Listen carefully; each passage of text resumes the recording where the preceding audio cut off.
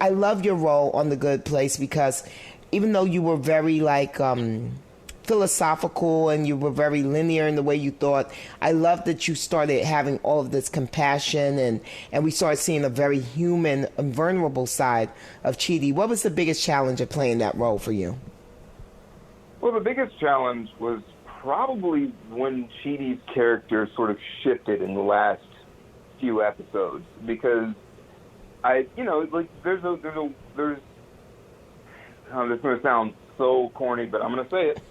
There's a way that like certain characters like live in your body, and there's a way that you're used to doing things, and when you do it for a really long time, well, not that 4 years is a really long time, but it's long enough. For long enough to play one character, and it's like you just have a feeling of where this character lives in your body, and like you come to understand before you even think about how you're going to react. You're just reacting, and it's very much in the wheelhouse of the character.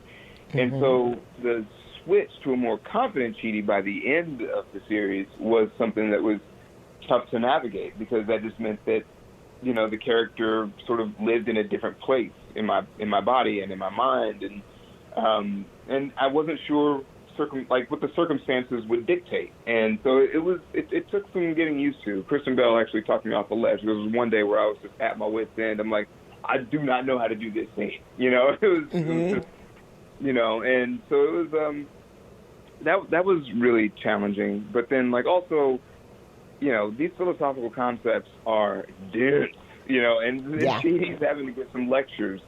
And I mean, in order to just trying to keep up, the best I could do is read a Wikipedia page a couple of times over a few days before shooting, just to kind of get a basic understanding of the concepts I was lecturing on, and so that was a tough thing because I just wanted to look like I knew what I was doing. I didn't want to, just completely miss the point of the stuff that we were discussing because so much of the story hinged on those concepts.